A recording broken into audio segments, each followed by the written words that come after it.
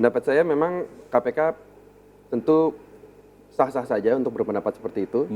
Kami dari tim penasihat hukum pun sama optimisnya dengan KPK bahwa unsur-unsur yang dituduhkan tidak terbukti. Sehingga dampak hukumnya adalah jelas harus bebas. Itu posisi kita.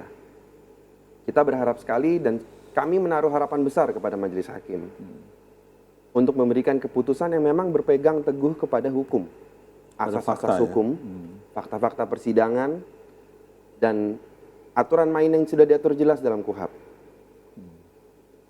Tentu kita berharap majelis hakim justru tidak terpengaruh terhadap persepsi yang terlanjur berkembang di masyarakat. Ya. Kepada stigma yang negatif yang tidak adil apabila ditempatkan kepada klien kami di perkara ini. Gitu. Jadi memang dalam pledoi kami banyak sekali jalan, banyak sekali dasar yang bisa digunakan majelis hakim untuk memutus bebas.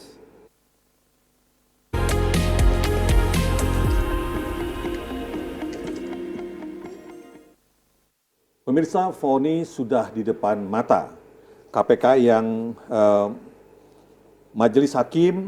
KPK yakin majelis hakim akan memutus sesuai dengan dakwaan yang diajukan oleh jaksa penuntut umum.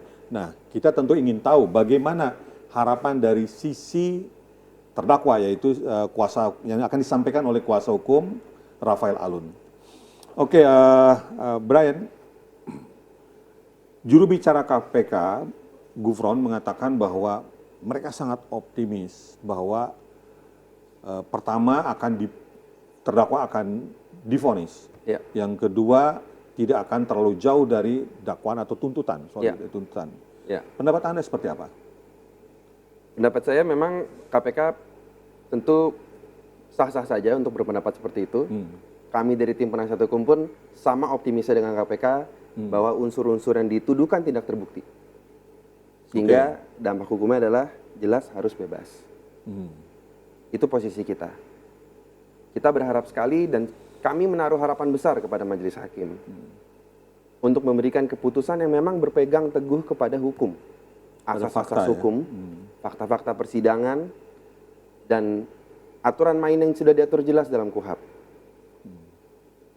Tentu kita berharap majelis hakim justru tidak terpengaruh terhadap persepsi yang terlanjur berkembang di masyarakat. Ya. Kepada stigma yang negatif yang tidak adil apabila ditempatkan kepada klien kami di perkara ini. Gitu. Jadi memang dalam pledoi kami banyak sekali jalan, banyak sekali dasar yang bisa digunakan majelis hakim untuk memutus bebas. Tadi masalah asas daluarsa. Cuman Anda melihat bahwa kemungkinan putusan ini akan melawan arus ya? Melawan arus kehendak publik yang disampaikan di pemberitaan media ya. Dari analisa kita, apabila memang keputusan ini didasarkan kepada hukum, didasarkan kepada asas-asas yang semua sarjana hukum pelajari sejak kuliah, keputusan ini mungkin kelihatannya akan melawan arus. Tapi kami percaya memang majelis punya keteguhan dan punya keyakinan, tentu dengan pengalaman yang panjang dan pendidikan dan pembekalan hakim, pasti akan berani karena hukum itu harus di atas segalanya, bahkan di atas persepsi masyarakat. Tidak perlu memberikan keputusan yang bergantung, yang didasarkan kepada yang populer. Ya kan karena labelingnya itu keluarga ini jadi public enemy gitu kan. Benar. Istrinya pun diduga terkait gitu kan. Benar. Seperti apa? Nah, kabar istrinya seperti apa sekarang? Istri dari Pak Alun berusaha tegar. Mengalami banyak roller coaster lah dari menuju perjalanan sampai hari ini. Tapi semakin ke sini, Pak Alun hari ini juga mengatakan kepada saya bahwa istrinya itu sumber kekuatannya sekarang. Pak Alun jadi menyadari bahwa istrinya lah yang ada di sisinya terus di saat senang dan susah. Jadi Pak Alun banyak cerita mengenai dinamika dengan istrinya yang berubah banyak dengan situasi sekarang. Ada refleksi dan menyadari tadi yang saya ingat terus, ini istri saya jadi sumber kekuatan saya, Pak. Dulu saya mengandalkan kekuatan kepada diri saya, tapi sekarang saya mengerti untuk keluarga ini kita ini berdua. Ya.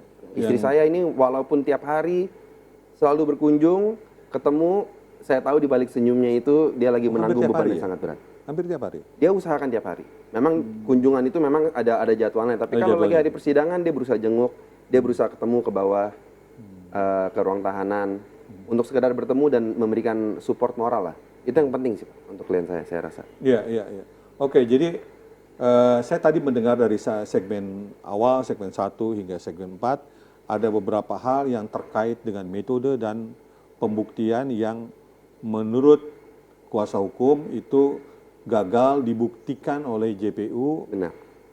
Sebagai bukti yang valid untuk menjerat Rafael Alun. Ya. Oke, jika dicoba dinarasikan dalam bentuk konklusi, itu seperti apa kegagalan dari JPU terkait dengan pembuktian? Pertama terkait dengan gratifikasi. Ya. Dan menurut Junaidi tadi katakan bahwa itu harus yang pertama dibuktikan oleh Brian. Itu delik awal, gratifikasi. Kalau gratifikasi terbukti, barulah kita bisa ngomong ada pencucian uang atau tidak. Nah, gratifikasi ini harus aturan main ada 2. Pertama syarat formil dan kemudian syarat material. Ini syarat formil cara penyajian bukti.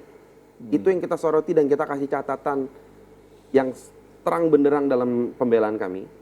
Bahwa cara penyajiannya itu banyak sekali catatan. Bukti utama yang digunakan adalah laporan keuangan yang dibuat bukan oleh direktur keuangan. Di persidangan direktur keuangan sendiri menyatakan bahwa dia tidak bisa mengendorse laporan-laporan keuangan itu. Karena laporan keuangan itu masih dalam bentuk Excel, Pak. Laporan keuangan itu kapan bisa dipakai untuk pembuktian? Kalau sudah di print out, udah ditandatangan direktur saat itu dan kemudian diberikan oleh likuidator dari PT Arme. Sekarang yang dihadirkan oleh KPK buktinya apa? Soft copy dari Microsoft Excel yang diberikan oleh staf keuangan. Dan versi-versi dari laporan keuangan itu ada banyak sekali. Ketika staf keuangan itu dihadirkan sebagai saksi, dia sendiri kaget bahwa di dalam laptopnya ternyata ada ribuan ya laporan keuangan. Tidak dijelaskan gimana KPK bisa memilih laporan keuangan ini yang saya pakai. Apakah itu versi terakhir? Apakah itu versi yang akhirnya ditandatangani oleh direksi? Tidak ada yang bisa buktikan. Karena catatan itu kan kita bikin dokumen, Pak. Versi 1, versi 2 ada komentar, versi ini nggak dipakai. Siapa yang bisa pilih?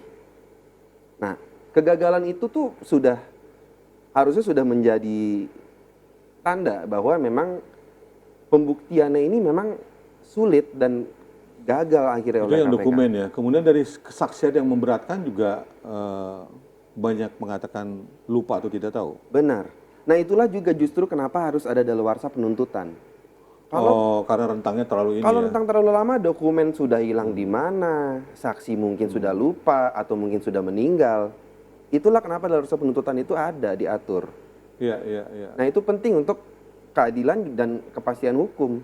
Jadi kalau akhirnya semua asas-asas itu ditentang, ya akhirnya kesulitan pembuktian sendiri seperti yang terjadi saat ini. Oke, Brian, ini saya kasih kesempatan untuk memberikan closing statement terkait dengan akan dijatuhkannya vonis untuk klien Anda.